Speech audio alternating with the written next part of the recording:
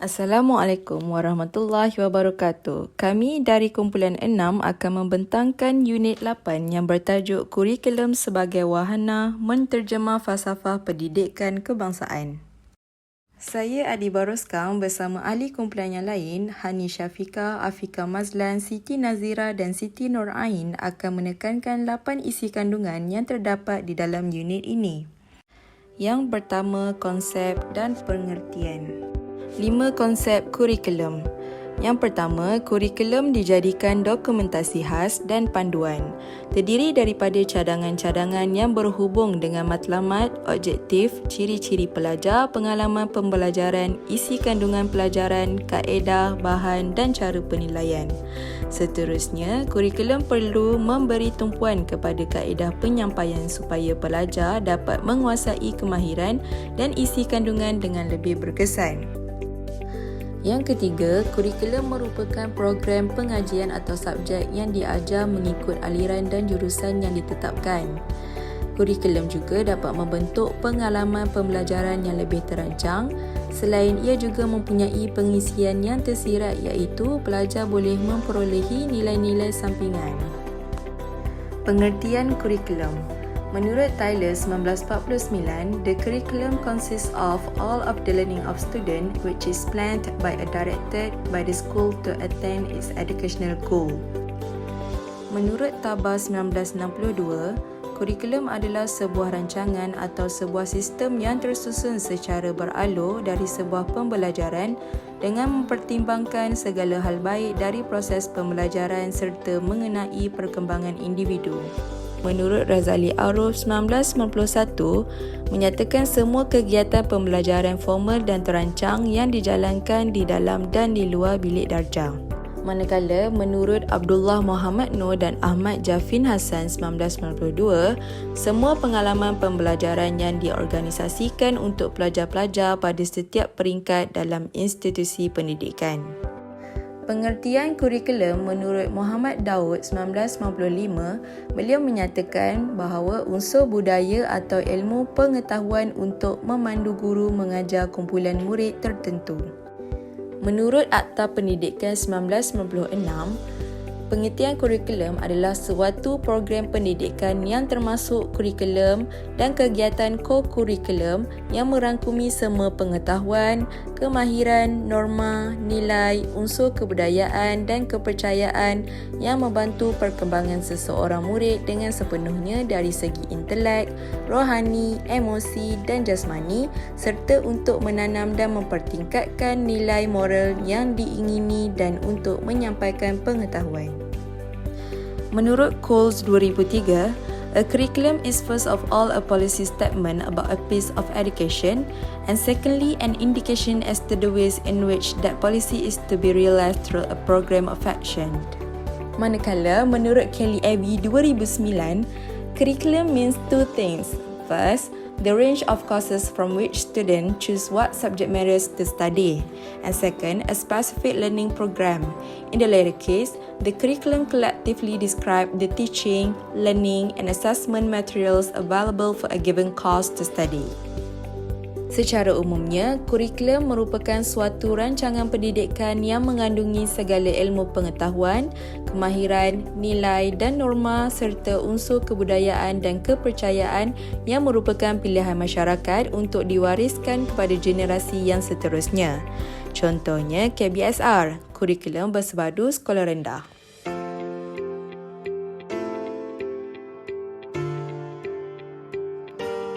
Skop dan kategori kurikulum. Kategori kurikulum. Menurut Muhammad Daud Hamzah 1993, mengkategorikan kurikulum kepada 7. Yang pertama, kurikulum sebagai usaha. Yang kedua, kurikulum sebagai objektif. Yang ketiga, kurikulum sebagai suatu rancangan. Keempat, kurikulum sebagai satu pengalaman. Kelima, kurikulum sebagai isi mata pelajaran.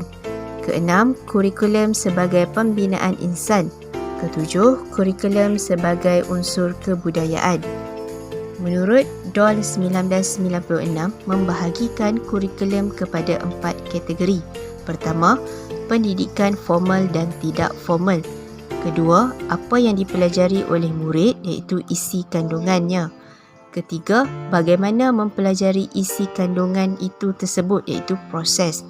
Yang keempat, bentuk outcome, pengetahuan, kefahaman, kemahiran, sikap, penghargaan dan nilai. Perbandingan kurikulum kebangsaan dan kurikulum sekolah. Terdapat 6 persamaan antara kurikulum kebangsaan dan kurikulum sekolah. Yang pertama, daripada segi kandungan, iaitu pengisian pendidikan yang mengandungi elemen pengetahuan, kemahiran, nilai, kebudayaan dan kepercayaan yang dirancang untuk diwariskan kepada murid menerusi pembelajaran di dalam dan di luar bilik darjah. Persamaan yang kedua, faktor kemanusiaan iaitu jumlah murid yang terlibat. Persamaan yang ketiga ialah faktor fizikal, peralatan yang disediakan dan digunakan.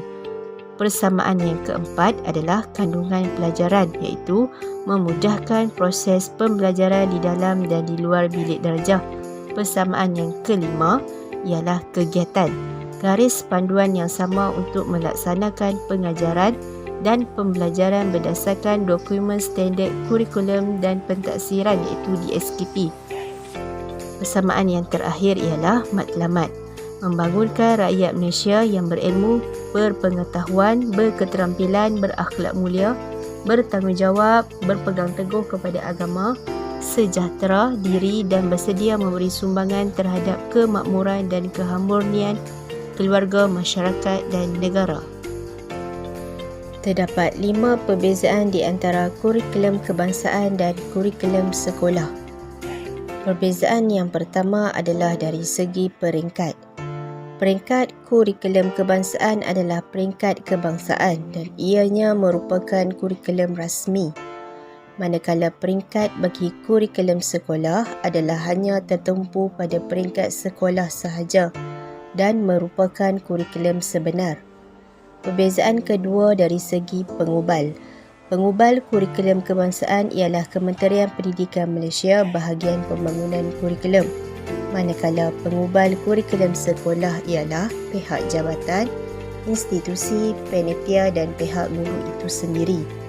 Perbezaan yang ketiga adalah kandungan. Kandungan kurikulum kebangsaan, pemilihan kandungan yang seragam untuk semua. Manakala kandungan kurikulum sekolah melibatkan aktiviti pembelajaran dan pengajaran berdasarkan unit-unit serta pelibatan dalam aktiviti core kurikulum. Perbezaan yang keempat adalah kurikulum. Kurikulum kebangsaan terbahagi kepada 3 iaitu prasekolah KSPK, sekolah rendah KSSR dan sekolah menengah KSSM.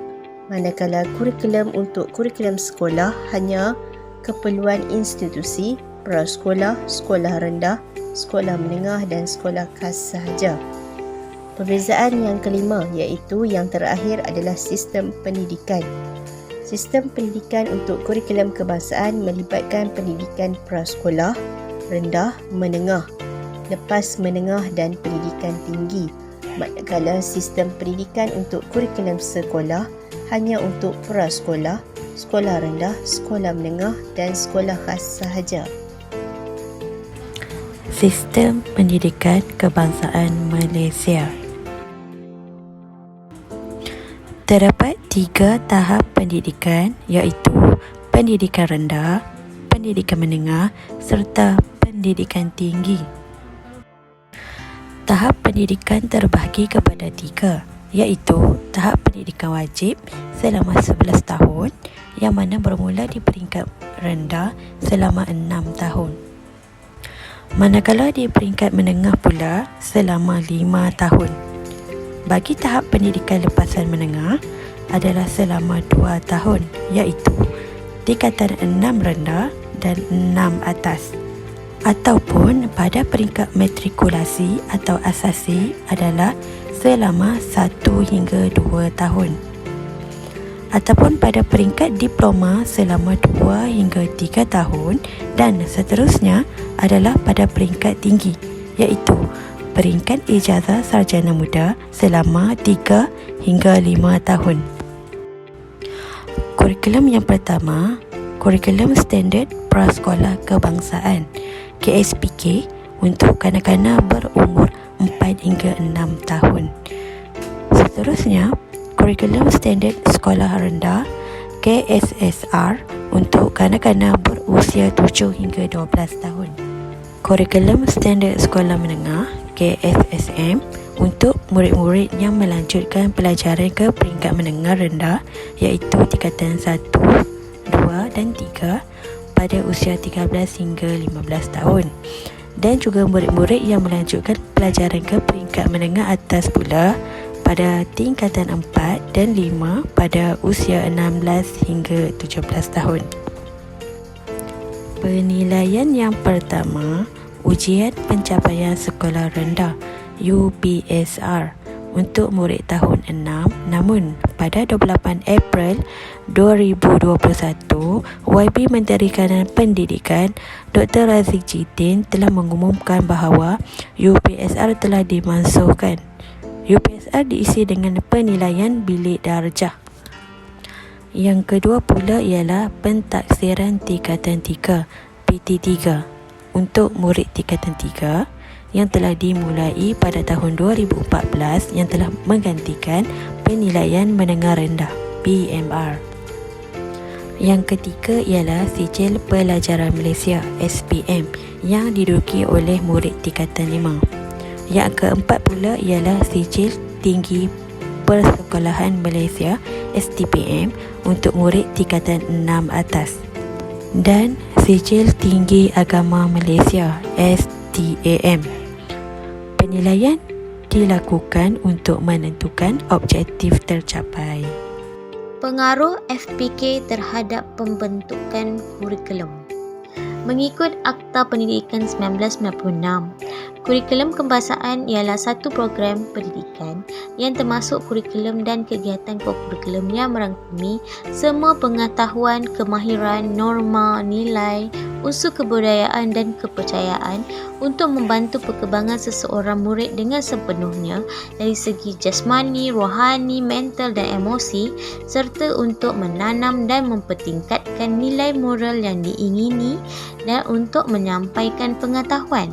Kurikulum sekolah pula didefinisikan sebagai segala rancangan pendidikan yang dikendalikan oleh sesebuah sekolah untuk mencapai matlamat pendidikan. Kurikulum sekolah dibahagi kepada dua bahagian, iaitu bahagian yang meliputi sukatan pelajaran dan kandungan mata pelajaran serta segala kegiatan pengajaran dan pembelajaran di bilik darjah. Dan kedua, bahagian yang meliputi kegiatan pendidikan luar bilik darjah iaitu core kurikulum seperti kegiatan sukan, persatuan, pasukan pakaian seragam dan lain-lain. Kurikulum rasmi pula ialah kurikulum yang mencakupi kurikulum kebangsaan dan kurikulum sekolah dan mendapat kelulusan dan ditadbir urus oleh Kementerian Pendidikan Malaysia. Di bawah kurikulum rasmi mempunyai kurikulum formal yang dikenali sebagai kurikulum akademik yang mengandungi mata pelajaran dari 4 komponen iaitu bahasa, kemanusiaan, sains dan vokasional. KPM membekalkan dokumen standard kurikulum dan prestasi untuk KSSR dan KSSM sebagai panduan kepada guru-guru mentafsir dan memperterjemahkannya dalam proses pengajaran dan pembelajaran. Di bawah kurikulum rasmi, mempunyai kurikulum tidak formal, iaitu mengandungi aktiviti co-kurikulum dan kurikulum tersembunyi yang bertujuan untuk melengkapkan pembangunan insan yang menyeluruh dan seimbang. Aktiviti co-kurikulum merupakan salah satu komponen dalam kurikulum pembangsaan kerana KPM meletakkan sebagai syarat wajib kepada setiap pelajar menganggotai mana-mana kelab persatuan, permainan dan unit uniform. Kurikulum tersembunyi juga dikenali sebagai kurikulum yang tidak nyata. Kurikulum tersembunyi dikatakan lebih mempengaruhi matlamat pendidikan, khususnya terhadap aspek kemahiran, nilai dan budaya. Kurikulum tersembunyi tidak mempunyai ciri-ciri khusus, tetapi ia berlaku melalui perancangan dan tanpa dirancang. Kurikulum tersembunyi dirancang kerana pelaksanaannya dilakukan secara sedar oleh pihak sekolah dan guru-guru. DSKP pula merupakan satu dokumen yang mengintegrasikan standard kurikulum dan standard pembelajaran dan standard pentafsiran. RPT pula merupakan dokumen perancangan pengajaran bagi tempoh setahun yang mengandungi secara ringkas isi pengajaran dan pembelajaran berdasarkan dokumen standard kurikulum dan pentafsiran DSKP. RPH pula merupakan satu dokumen perancangan pengajaran guru bagi satu unit pembelajaran berdasarkan RPT yang perlu disiapkan sebelum proses pengajaran dan pembelajaran dilaksanakan. Oleh itu, pengaruh FPK terhadap pembentukan kurikulum membawa perubahan kepada sistem pendidikan yang mempandukan ke arah pendidikan umum. Kedua, perubahan sukatan pelajaran yang berorientasikan kepada program bersepadu. Ketiga, perubahan sukatan pelajaran yang sesuai untuk melatih kemahiran murid dalam bidang TVET. Keempat, perubahan bahan-bahan pembelajaran yang mengutamakan nilai-nilai murni diserap dalam setiap mata pelajaran. Kelima, perubahan program pendidikan yang berorientasikan untuk melahirkan insan yang seimbang dan harmonis. Kurikulum standard sebagai kurikulum kebangsaan. Malaysia mengamalkan sistem pendidikan berpusat yang menjadikan kurikulum yang dilaksanakan berupa kurikulum kebangsaan. Kurikulum kebangsaan yang dibentuk berperanan luas sebagaimana dinyatakan oleh Laporan Jawatan Kuasa Kabinet 1979 sebagai pertama, penyebaran ilmu pengetahuan, kedua, penerapan dan perkembangan nilai-nilai murni, ketiga, pembentukan masyarakat Malaysia yang bersatu padu, keempat, melahirkan tenaga kerja berilmu, mahir dan kreatif, kelima, perkembangan individu secara menyeluruh dari segi intelek, rohani, emosi dan juga jasmani. Peranan kurikulum kebangsaan dikawal sepenuhnya oleh Kementerian Pendidikan Malaysia yang diketuai oleh Menteri Pendidikan Malaysia. Kurikulum kebangsaan dilaksanakan kerana faktor yang berikut. Pertama, keadilan, kedua, keseragaman, ketiga, perancangan, keempat, pengurusan pemantauan dan akhir sekali adalah peruntukan. Untuk faktor keadilan, Malaysia mempunyai 13 buah negeri dan satu wilayah persekutuan. Saiz Malaysia tidaklah seluas negara-negara seperti China, Rusia. Malaysia juga dihuni oleh rakyat yang majmuk sifatnya. Demografi dan kependudukan juga mempunyai ciri-ciri khas dengan penduduk Melayu di luar bandar, Cina di bandar-bandar, India di ladang-ladang dan pribumi lainnya. Di dalam Malaysia sendiri ada negeri dikategorikan maju dan ada juga negeri yang kurang sumber pendapatannya. Ada negeri yang mempunyai pembandaran yang meluas dan pesat dan ada negeri di kawasan pedalaman terlalu luas. Perbezaan ini membentuk jurang yang luas jika dibiarkan setiap negeri yang mentadbir dan mengurus pendidikan dan kurikulumnya sendiri. Kurikulum kebangsaan dapat memberikan keadilan kepada semua. Kedua, faktor keseragaman. Keseragaman dari segi kurikulum yang meliputi kandungan iaitu mata pelajaran, pentafsiran, buku teks, bahan dan kaedah pengajaran dan kuantiti dan kualiti guru adalah penting. Tambahan pula, penduduk yang mobile kerana tugas yang memerlukan mereka bergerak merentas desa menyebabkan keseragaman kurikulum adalah penting. Sebagai contoh, murid-murid yang berpindah sekolah daripada Sabah ke negeri Perlis tidak menghadapi masalah untuk meneruskan pendidikan. Ketiga adalah faktor perancangan. Pembangunan dan perkembangan pendidikan memerlukan perancangan yang sistematik bagi memastikan keberkesanannya. Perancangan berlaku pada peringkat penyemakan, penggubalan, reka bentuk, penyebaran, pelaksanaan dan penilaian. Perancangan ini memerlukan kepakaran sumber tenaga dan kos. Oleh yang demikian, kurikulum kebangsaan memudahkan perancangan dilaksanakan dengan berkesan. Keempat adalah faktor pengurusan. Pengurusan secara atas ke bawah, top to down, adalah yang paling mudah, cepat, berkesan dan kos yang rendah. Walaupun perkara sebegini menimbulkan karena birokrasi, namun kurikulum kebangsaan memudahkan pengurusannya yang berkesan. Kelima, faktor pemantauan. Kurikulum kebangsaan membolehkan pemantauan dari peringkat perancangan, pelaksanaan dan penilaian yang dilakukan secara menyeluruh. Jemaah naziran, lembaga peperiksaan dan bahagian pembangunan kurikulum memainkan peranan bagi memastikan pemantauan kurikulum dilaksanakan sepenuhnya bagi memastikan matlamatnya tercapai. Dan last sekali adalah faktor peruntukan. Sektor pendidikan memerlukan pembiayaan yang tinggi untuk urusan perancangan, pelaksanaan dan penilaian kurikulum. Hal ini melibatkan peruntukan untuk pembangunan prasaranan, kemudahan alatan pembelajaran, sumber tenaga dan aspek sokongan yang lain. Oleh itu, pengendalian kurikulum kebangsaan membolehkan agihan peruntukan dilakukan secara yang adil kepada semua sekolah di Malaysia. Menterjemah Hasrat Falsafah Pendidikan Kebangsaan FPK menerusi 3 kurikulum utama iaitu KSPK, Kurikulum Standard Prasekolah Kebangsaan, KSSR, Kurikulum Standard Sekolah Rendah dan KSSM, Kurikulum Standard Sekolah Menengah.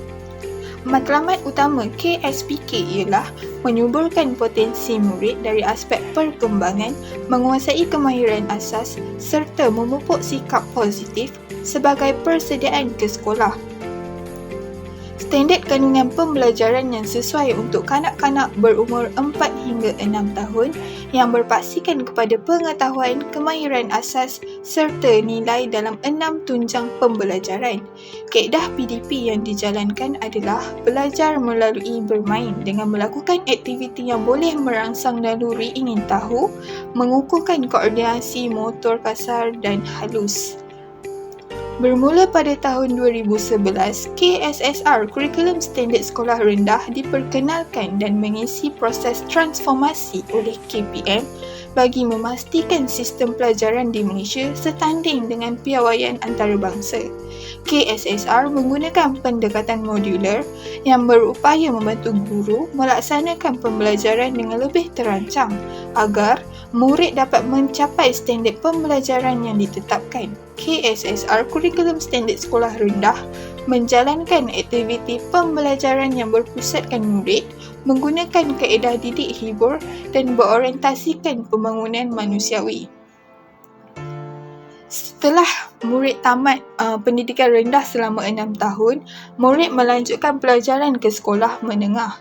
Terdapat 2 tahap bagi KSSM, Kurikulum Standard Sekolah Menengah iaitu peringkat menengah rendah bagi pelajar tingkatan 1, 2 dan 3 dan peringkat menengah atas bagi pelajar tingkatan 4 dan 5. Pelajar tingkatan 5 akan menduduki peperiksaan SPM Sijil Pelajaran Malaysia. KSSM mempertingkatkan lagi potensi individu secara menyeluruh dan seimbang dari segi intelek, rohani, emosi, jasmani dan sahsiah ke arah pembangunan insan secara seimbang dan harmoni. Secara keseluruhan, ketiga-tiga kurikulum ini digubal berdasarkan falsafah pendidikan kebangsaan untuk mengembangkan potensi individu dari segi intelek, rohani, emosi dan jasmani. Kurikulum Standard Sekolah Menengah KSSM telah digubal dalam 2 bentuk iaitu standard kandungan dan standard pembelajaran.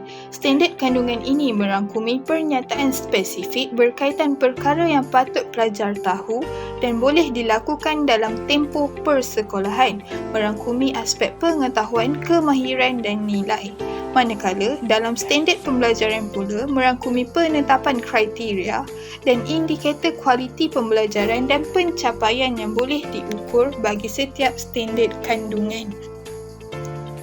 Kaedah pembelajaran yang dilaksanakan pada abad ke-21 meletakkan murid sebagai watak utama, guru pula berperanan sebagai pembimbing atau fasilitator sahaja. Hal ini menunjukkan bahawa penglibatan murid sangat memainkan peranan yang penting dalam proses pembelajaran. Semasa proses PDP, murid-murid digalakkan melibatkan diri secara aktif kolaboratif. Bagi melicinkan proses ini, guru akan membimbing murid secara individu atau berkumpulan. Antara kaedah pembelajaran yang mengaplikasikan kaedah pemusatan murid termasuklah kaedah berkumpulan, inquiry penemuan, perbincangan dan penyelesaian masalah. Kaedah PEK 21 memfokuskan kepada pembelajaran berkolaboratif, kemahiran dan pentaksiran formatif. Pembelajaran secara berkumpulan lebih berkesan daripada pembelajaran secara individu. Melalui pembelajaran secara berkumpulan, pelajar mampu mengembangkan pengetahuan, berkongsi idea dan berfikiran secara kreatif dan kritis bagi menyelesaikan masalah. Dalam KSSM, kurikulum standard sekolah menengah, fokus dan penelitian diberikan terhadap penguasaan pengetahuan dan kemahiran pelajar yang diterapkan menerusi mata pelajaran yang dipelajari. Pentaksiran formatif ini merupakan satu jenis ujian secara formal ataupun tidak formal bertujuan untuk mengesan tahap penguasaan dan kemajuan pelajar di dalam kelas dan membaikinya dengan kadar segera. Ujian ini boleh dilakukan semasa proses PDP sama ada dibuat secara individu, berkumpulan atau menyeluruh. Sebagai kesimpulan, pendidikan yang berkesan mestilah mempunyai hala tuju yang jelas dan bagaimana pelaksanaan dapat dioperasikan. Falsafah pendidikan kebangsaan memberikan panduan bagaimana pendidikan negara mesti beroperasi, mengikut bentuk dan proses-proses yang ditentukan ke arah matlamat yang hendak dicapai. Sekian saja dari kami. Terima kasih.